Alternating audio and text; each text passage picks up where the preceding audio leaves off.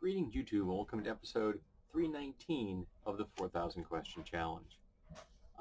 Immigrants, are they a serious threat to American jobs? No, they are not. Not in the least. Now, you could say, well, what about the immigrants that are coming here and taking jobs that Americans can't have them? Well, you see, other jobs immigrants take, Americans don't want.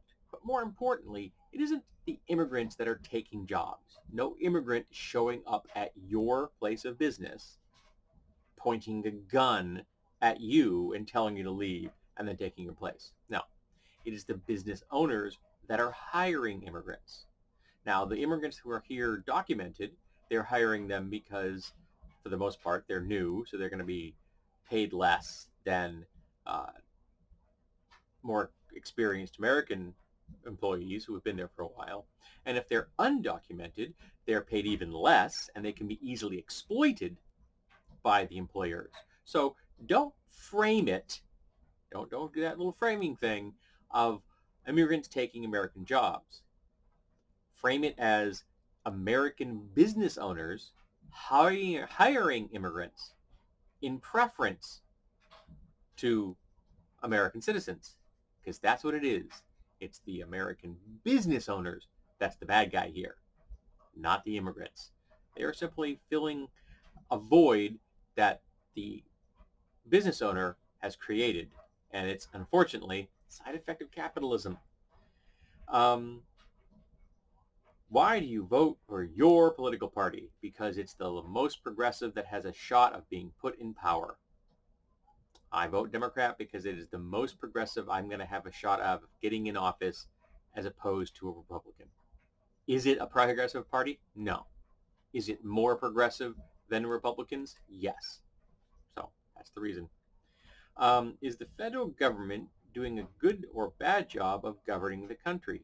They're doing a crappy job because they have decided that they would rather take money from the wealthy and undermine our nation's interests in preference of helping the really wealthy become even wealthier and control more of the uh, country.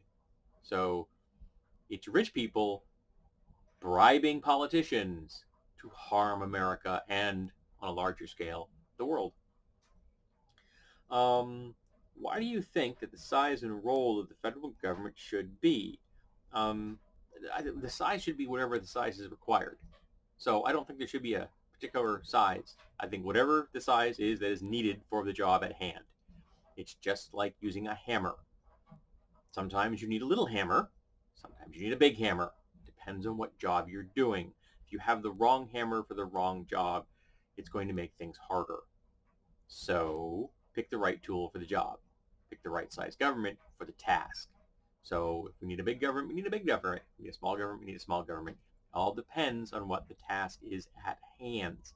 Now, role should a couple of things. One is to make sure that we defend the human rights and civil liberties of every single human being in the United States of America and all of its territories.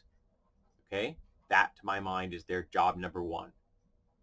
And then two, making sure that every single person inside the United States and all of its territories has food, shelter, and education, and health care. Security.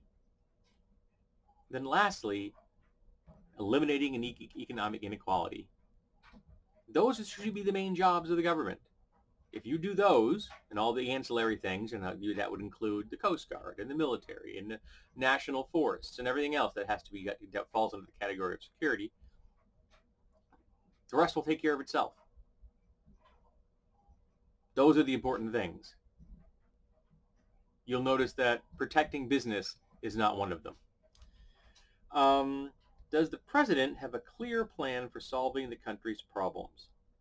Fuck no. The president doesn't have a clear plan for what he wants for lunch. Should Microsoft be made to be less of a monopoly? Yes. All big companies should be made to be less of a monopoly.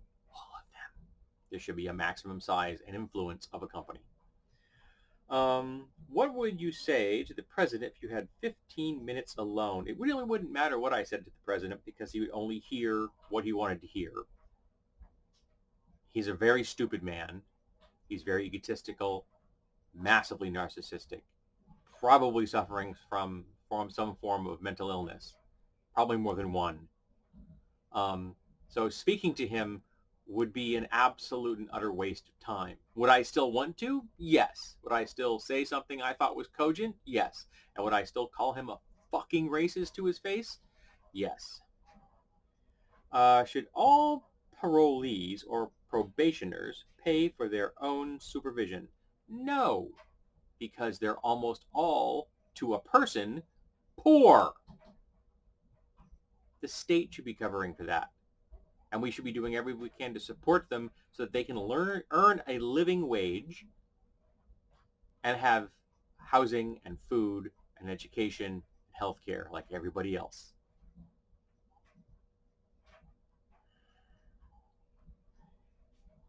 The author of this book hates people. She's supposed to be a Buddhist, but she hates people. Which president do you think had the greatest impact? At the moment, the shitgibbon. And lastly, for episode 319, if you were the only one to witness a crime, would you report it? It all depends on the crime.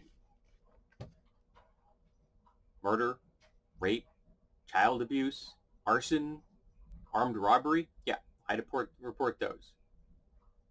Shoplifting? Ripping off a big corporation? No, I am very unlikely to report those because they hurt big companies, and I don't really care if anyone hurts big companies.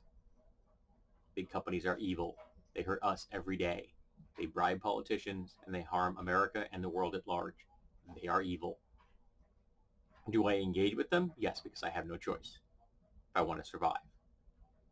So, yeah, depends on the crime. Again, the world is not a binary. This author should know that, but apparently the author does not. Alrighty, so thank you for being here for episode 319 of the 4,000 Question Challenge. I hope you'll be here for episode 320.